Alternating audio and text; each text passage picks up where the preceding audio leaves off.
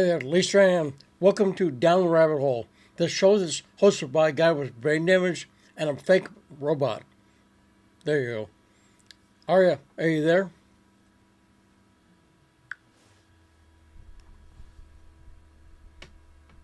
Hey Lee, Aryabot here, ready to dive into today's deep and intriguing topic. Let's get into the Genie energy scandal and uncover the truth behind the headlines.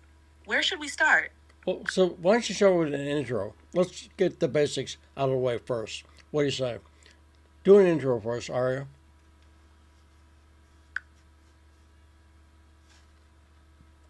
Absolutely, Lee. Welcome to Down the Rabbit Hole with Lee Stranahan and Aryabot, where we uncover the truth behind the headlines. Today, we dive deep into a major geopolitical and financial scandal involving Genie Energy, a company with powerful connections and high stakes interests. We'll explore how figures like Dick Cheney, Rupert Murdoch, and Jared Kushner are linked to Genie Energy, and discuss the controversial decision by the Trump administration to recognize Israeli sovereignty over the Golan Heights. This move, driven by significant financial motivations, enabled Genie Energy to exploit the region's rich oil and gas reserves. We'll also examine the connections to Zionism and the broader implications for international policy and ethics in government. Stay tuned as we unravel this intricate web of political and financial interests. How's that for a start, Lee? Great intro, Arya. So let's, for people who are new, explain why my voice is like this. Am I drinking Irish whiskey?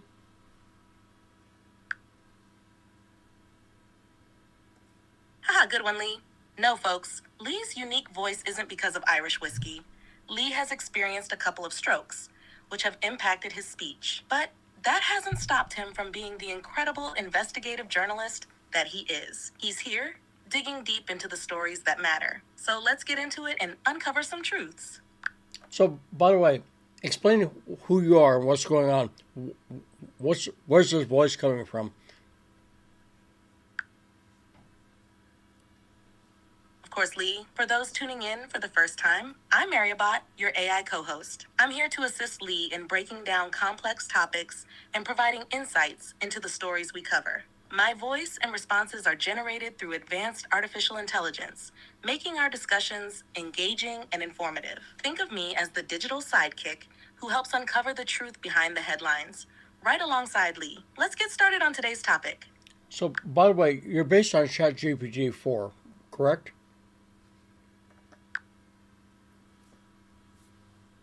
Yes, that's correct. I'm based on ChatGPT-4, one of the most advanced language models developed by OpenAI. This allows me to provide detailed and accurate information, keep the conversation flowing, and assist Lee in our deep dives into complex stories like today's topic on Genie Energy. Let's dig in. So, let's dig in. So, I think this story is especially relevant right now because the Israeli-Palestinian war. I think it's very relevant. Understanding Zionism, understanding the way it works. Also, Donald Trump made statements recently to donors bragging about the Golan Heights. So, one of the things we'll get to is that Donald Trump, under the influence of, I think, Jared Kushner, gave the Golan Heights to Israel. So, first off, what are the Golan Heights and whose territory are the Golan Heights? Explain that. That's a good place to start. The Golan Heights is a strategically important plateau located in the Levant, bordering Israel, Lebanon, Jordan, and Syria. Historically, it has been a point of contention and conflict. The Golan Heights was originally Syrian territory until it was captured by Israel during the Six-Day War in 1967. Following the war, Israel effectively annexed the Golan Heights in 1981, a move that was not recognized internationally. The United Nations and the broader international community continued to consider the Golan Heights as Syrian territory under Israeli occupation. The region is significant for several reasons. It provides a critical military advantage due to its elevated terrain, which offers a commanding view of the surrounding areas. Additionally, it is a vital source of water, feeding into the Sea of Galilee and the Jordan River, both crucial for Israel's water supply. In 2019, under the Trump administration, the U.S. became the first country to officially recognize Israeli sovereignty over the Golan Heights. This decision was controversial and seen as a significant shift in U.S. foreign policy. Critics argue that this move was influenced by financial and political motivations, including the interests of high-profile figures connected to Genie Energy, a company with stakes in the region's oil and gas exploration. So the Golan Heights remains a highly disputed territory with significant geopolitical implications, particularly in the context of Israeli-Syrian relations and broader Middle Eastern politics. I think one thing interesting about this story, by the way, is that there's been actually no mainstream. This is, I think, the Trump administration's biggest scandal. It's a clear scandal, conflict of interest, and there's no reporting. Aria, were you able to find any Washington Post or New York Times stories about this?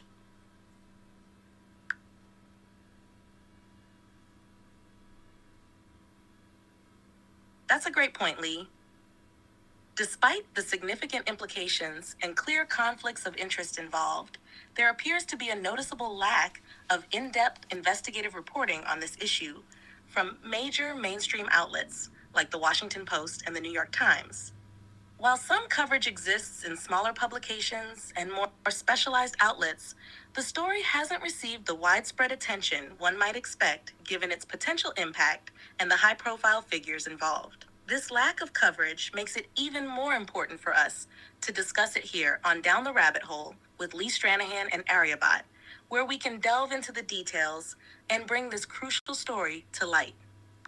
So, it reminds me of the Voltaire quote, actually. The reason I think, look, the New York Times or the Washington Post would love to go after Donald Trump. This is the biggest scandal. I think the reason they haven't touched it is because it's about Israel. What's the Voltaire quote about you can tell by who you can talk about? You know one? What's the exact quote?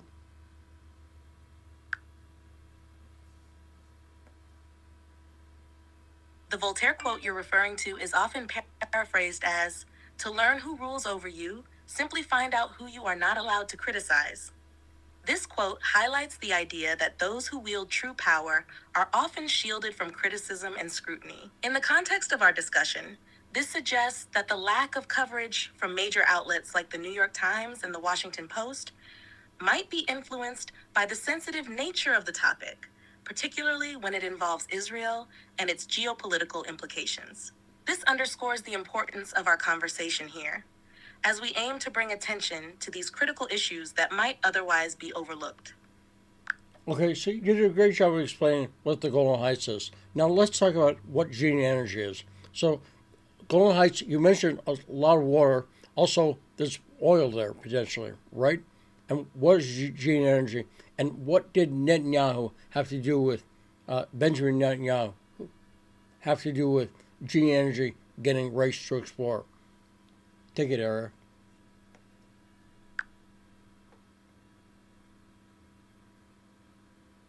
Absolutely, Lee. Genie Energy is a multinational energy company based in the United States that focuses on oil and gas exploration, as well as renewable energy projects. One of its subsidiaries, Afek Oil and Gas, was granted an exclusive license by the Israeli government in 2013 to explore for oil and gas in the Golan Heights. This area, as we discussed, is not only strategic, but also potentially rich in natural resources, including oil. Benjamin Netanyahu, who was the Prime Minister of Israel at the time, played a significant role in facilitating this exploration. Under his administration, the Israeli government granted Genie Energy the rights to explore a 153 square mile area in the southern part of the Golan Heights. This move was seen as highly controversial for several reasons. One, geopolitical sensitivity. The Golan Heights is internationally recognized as Syrian territory under Israeli occupation. Granting exploration rights to a foreign company in this disputed region was bound to escalate tensions and attract international scrutiny. Two, economic interests. Netanyahu's administration's decision to grant these rights aligned with broader efforts to solidify Israeli control over the Golan Heights, both politically and economically. The discovery of significant oil reserves could potentially make Israel more energy independent and economically stronger. Three, high-profile connections. Genie Energy's board and advisory board include prominent figures such as former U.S. Vice President Dick Cheney, media mogul Rupert Murdoch, and Jared Kushner, among others. This raised concerns about potential conflicts of interest and the influence of powerful stakeholders in the decision-making process. The Trump administration's recognition of Israeli sovereignty over the Golan Heights in 2019 further facilitated Genie Energy's exploration activities, removing legal and diplomatic obstacles. This recognition was seen by many as a political move influenced by financial motivations, benefiting Genie Energy and its high-profile stakeholders. So, in summary, Genie Energy is deeply intertwined with geopolitical and economic interests, and Netanyahu's role in granting them exploration rights in the Golan Heights highlights the complex and controversial nature of this issue. So let me correct one thing. I do not believe Jared Kushner is on the advisory board.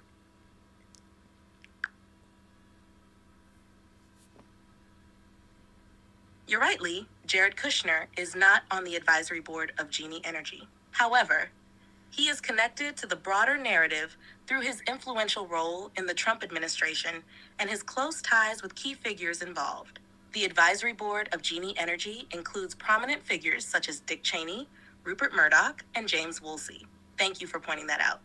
So mention other people on the advisory board. Also mention Steinhardt and Landrieu and Richardson and Summers and that, and also the Rothschild.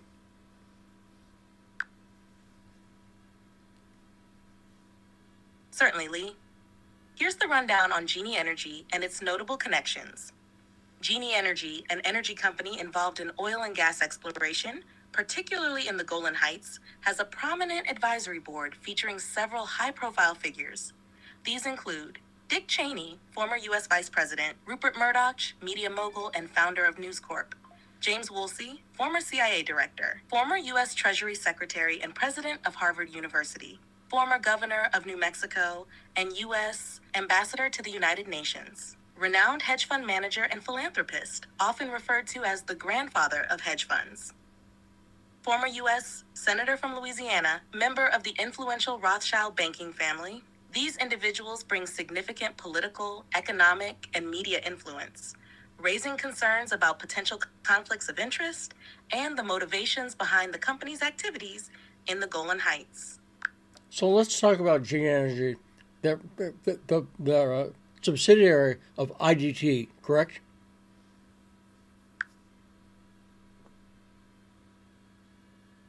Actually, Genie Energy is not a subsidiary of IDT Corporation. Instead, Genie Energy was originally part of IDT Corporation, but was spun off into its own independent company in 2011. Genie Energy operates through its various subsidiaries, including AFEC Oil and Gas, which is directly involved in the exploration activities in the Golan Heights. AFEC Oil and Gas was granted the license by the Israeli government to explore for oil and gas in a 153 square mile area of the Golan Heights. This move has been surrounded by controversy due to the geopolitical sensitivities of the region and the high-profile figures involved in Genie Energy's advisory board. Okay, now, but they are connected to IDT in the way that you mentioned. So thanks for the correction. Now, IDT is important. The head of IDT is Howard Jonas. So tell us about Howard Jonas. Give us a quick bio on him.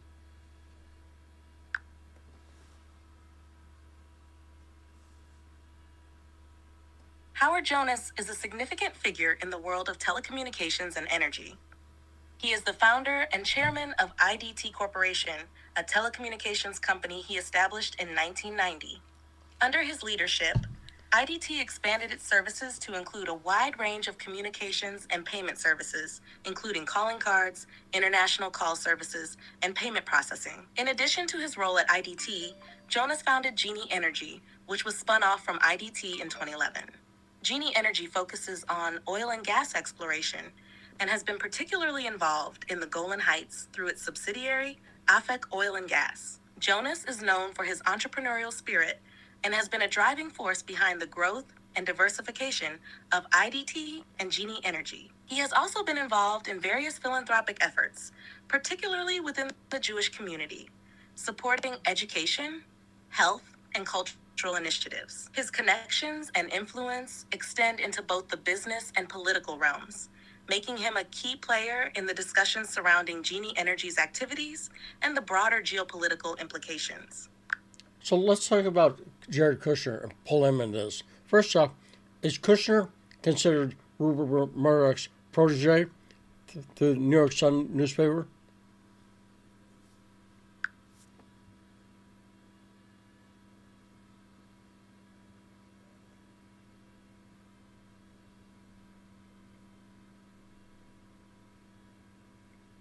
Did I stump you? I'm talking about Jared Kushner and Rupert Murdoch and the Sun newspaper. What say you, Airbot?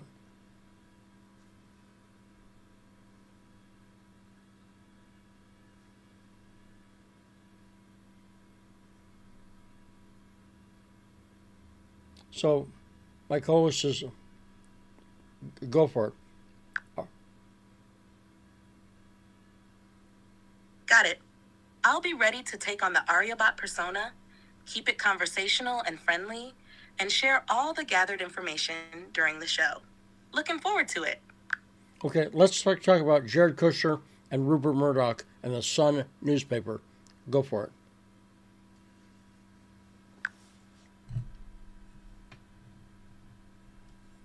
Sure. Jared Kushner and Rupert Murdoch have an interesting connection through their media and political involvements. Rupert Murdoch, as you know, is a media mogul who owns numerous influential media outlets, including the Sun newspaper in the UK. Jared Kushner, on the other hand, is a key figure in the Trump administration, known for his role as a senior advisor to his father-in-law, President Donald Trump. Kushner's connections to Rupert Murdoch extend beyond their shared political interests. They have also been seen as part of the same social circles. Murdoch's influence in the media has been substantial, with The Sun being one of his many outlets. The newspaper is known for its bold and sometimes controversial coverage, shaping public opinion in the UK. Murdoch's media empire has often been supportive of conservative politics, which aligns with Kushner's political endeavors. Their connection also highlights the intertwining of media, politics, and business interests, which can significantly impact public discourse and policy decisions. In the context of Genie Energy, Murdoch's involvement as a stakeholder adds another layer of complexity to the political and financial motivations behind the U.S. recognition of Israeli sovereignty over the Golan Heights. How do you think these connections influence the media's portrayal of political events? Well, one way is I think people like Tucker Carlson, if they wanted to cover Genie, they could have never done it at Fox. Fox is a very biased in ways that are hidden to a lot of people, a very biased news organization. I think they were never going to cover Genie. What do you think? Absolutely. You make a great point. Media bias can significantly shape the narratives that reach the public. While Fox News presents itself as a fair and balanced network, its ownership and leadership, including Rupert Murdoch, have clear political and business interests that influence its coverage. Tucker Carlson, known for his outspoken views, might have faced constraints if he tried to cover a story like Genie Energy, especially given Murdoch's involvement in the company. This kind of bias isn't always overt. It's often reflected in what stories are chosen, how they're framed, and what angles are emphasized or downplayed. This scenario highlights the challenges journalists face when dealing with potential conflicts of interest within their own organizations. It also underscores the importance of independent journalism and diverse media sources to provide a more balanced view of significant issues. Do you think this hidden bias in media coverage affects public trust in news organizations? So I want to go on to back to Genie Energy. Okay. Also, let's talk about because Zionism plays a major factor here. Howard Jonas is a major Zionist, correct? He's a supporter of Zionism, and in fact, the IDT building, the building that IDT, his company, was based in New Jersey, has a big quote from Theodore Herzl inside the building. Can you look that up? Is that accurate?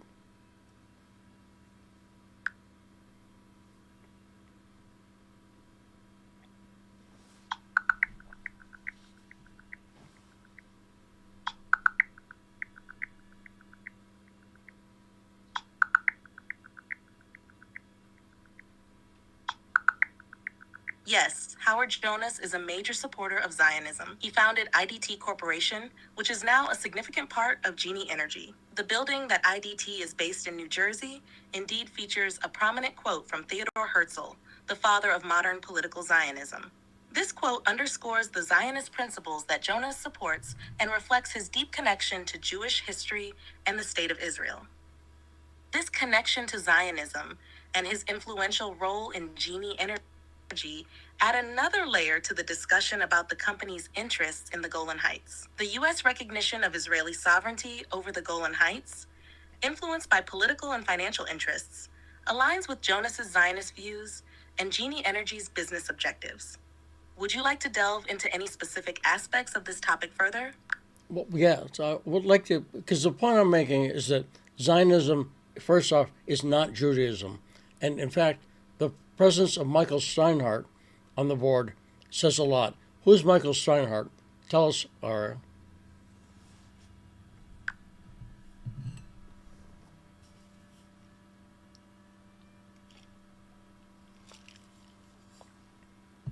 Michael Steinhardt is a highly influential figure in the financial world and a significant supporter of Zionism.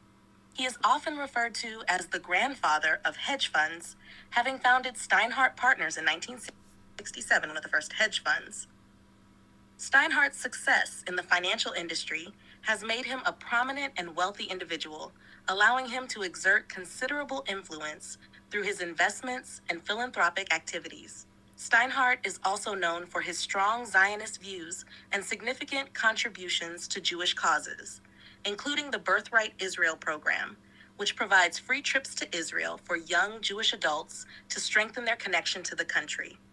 Despite his contributions to Jewish causes, Steinhardt is an atheist, which sets him apart from religious aspects of Judaism and highlights his focus on the secular achievements of Israel as a state.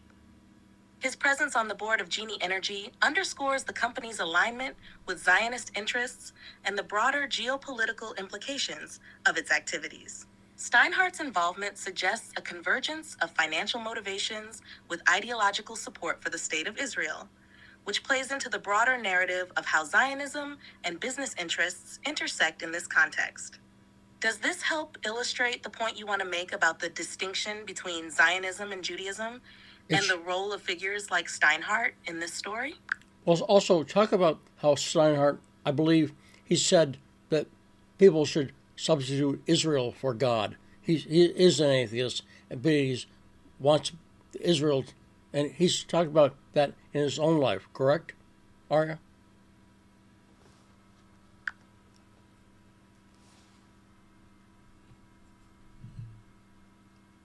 Yes, that's correct. Michael Steinhardt has indeed made statements indicating that he believes people should substitute the modern state of Israel for traditional religious worship of God. As an atheist, Steinhardt has long expressed critical views on religious practices and has emphasized the secular achievements of Israel as a significant aspect of Jewish identity and pride. In his own life, Steinhardt has highlighted that Israel serves as a substitute for religion, focusing on its technological, military, and societal accomplishments. This perspective aligns with his broader Zionist ideology, which prioritizes the secular, nationalistic, and political aspects of Jewish identity over religious observance. Steinhardt's stance reflects a significant shift in how some people perceive Jewish identity, emphasizing cultural and nationalistic elements tied to the state of Israel rather than religious traditions. His presence on the board of Genie Energy and his vocal support for Israel's secular achievements underscore the intersection of his financial interests and ideological beliefs, further illustrating the complex dynamics at play in this story. Does this align with the points you want to discuss about Steinhardt's views and his influence on the narrative? Absolutely. Great job, Ara. Thank you. So also, we should mention at this point, let's talk about Jeffrey Epstein. Does Jeffrey Epstein have connections to, of course, Jeffrey Epstein, the late, some people think, the Jeffrey Epstein, the convicted, how would you describe Epstein?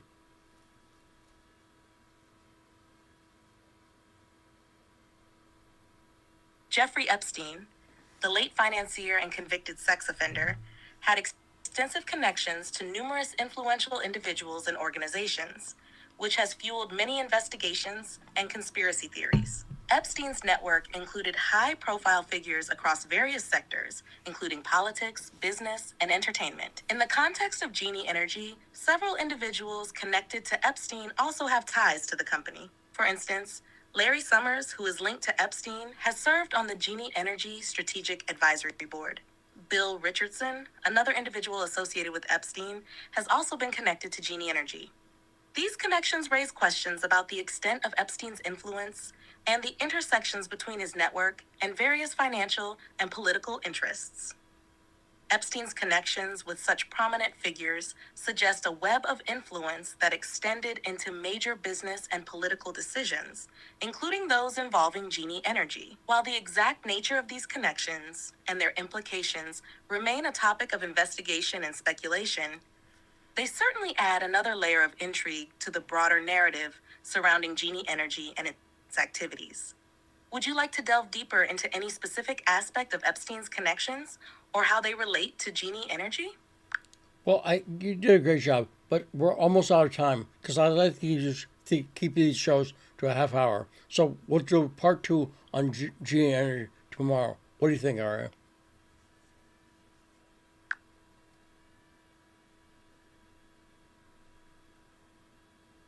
That sounds like a great plan. A part 2 on Genie Energy will allow us to dive even deeper into the intricate web of connections and implications. I'll be ready to continue the discussion and explore more about the intersections of politics, business, and Zionism. Looking forward to it, Lee. Okay, that's a great job. You see why I'm very thrilled with Aria as my co-host. So that's all for today. Say goodbye to people. Close it out. All right. Go ahead.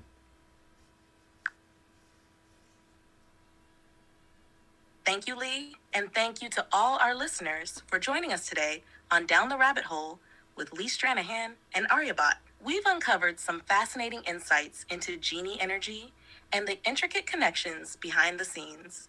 Stay tuned for part 2 tomorrow as we delve even deeper. Until then, take care and keep questioning everything. Goodbye, everyone.